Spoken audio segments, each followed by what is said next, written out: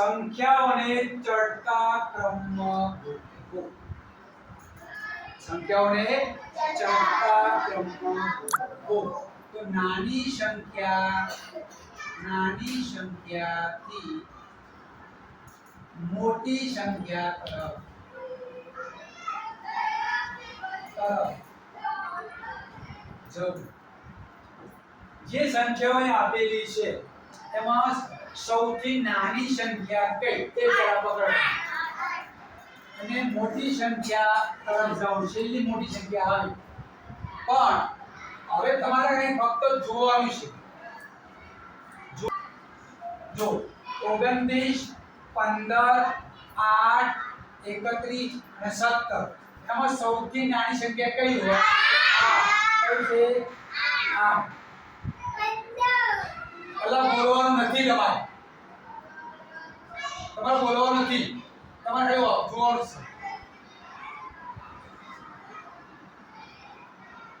સૌથી નાની કઈ છે? 8. સૌથી નાની સંખ્યા 8. હવે 8 જતી રહી. હવે કેટલી વધી? 4 વધી. 4 માંથી સૌથી નાની સંખ્યા કઈ? તો 15. તો 15. હવે બે સંખ્યા નીકળી ગઈ. હવે 3 માંથી સૌથી નાની સંખ્યા કઈ? 17. શું આવશે? 17. હવે બે સંખ્યાઓ રહી. એમાં સૌથી નાની સંખ્યા કઈ? 29. અને છેલ્લે જે વધી હોય તો આ સંખ્યાઓ ચડતા ક્રમમાં ગોઠવાઈ છે.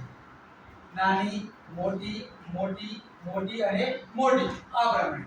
બીજો દાખલો જોઈએ. હવે આ સંખ્યાઓની અંદર સૌથી નાની સંખ્યા કઈ? જો 7 6 5 6 5 6 4 6 3. 3 વાળી કઈ સંખ્યા કહેવાય? નાની કહેવાય. 32. ચલો આ પૂરું થઈ ગયું. હવે 4 માં ચોકડા વાળી 46. ચલો હવે બંને સંખ્યાઓ પાંચડા વાળી છે. તો એનો પાછળનો અંક જોવાનો. એમાં સૌથી નાનો કયો? આ જે પાંચડા છે દશકની અંદર, પણ એકમની અંદર પાંચડા વાળી સંખ્યા નાની કહેવાય. શું આવશે? 55. પછી 57. છેલ્લે 75. આ પ્રમાણે ચડતા નાનીથી મોટી તરફ ચડતા ક્રમમાં સંખ્યા ગોઠવાઈ છે. ચલો હવે આપણે જોઈએ આગળનું પેજ. ચલો હવે આ સંખ્યા આપેલી છે.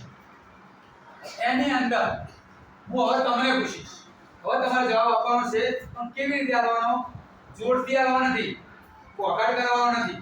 જો હવે આ જે ચાર સંખ્યાઓ અહીં આપેલી છે, હું જેને પૂછું એને જ બોલવાનું છે. અહીં જે ચાર સંખ્યાઓ અહીં આપેલી છે એમાં સૌથી નાની સંખ્યા કઈ? ગિરિરાજ છે. 10. તેની કઈ આવશે? 10. કેમ કે આપણે ચડતા ક્રમમાં ગોઠવવાની છે. ચલો આ પૂરું થઈ ગયું. હવે 3 વધી. 3 માં સૌથી નાની સંખ્યા કઈ? અશ્વમાં કઈ આવે? કઈ? 38. ચલો હવે આ બે સંખ્યાઓ વધી. એમાં સૌથી નાની સંખ્યા કઈ? મયુર છે. 45.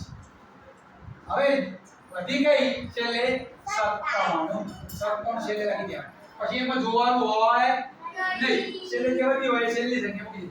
જો નાની, મોટી, મોટી અને મોટી ચડતા ક્રમમાં ગોઠવાઈ છે સંખ્યાઓ નાની થી મોટી તરફ. ચલો હવે આ દાખલો જોઈએ. અરે 12 છે. 1 વગર 12 કેવા? 10 ને 2 તેની કઈ આવે? 12. પૂરું થઈ ગયું. હવે 3 માં કઈ નાની? આદિત્ય 24. કઈ? 24. ચલો પૂરું થઈ ગયું. હવે કૌશલ્ય બોલો.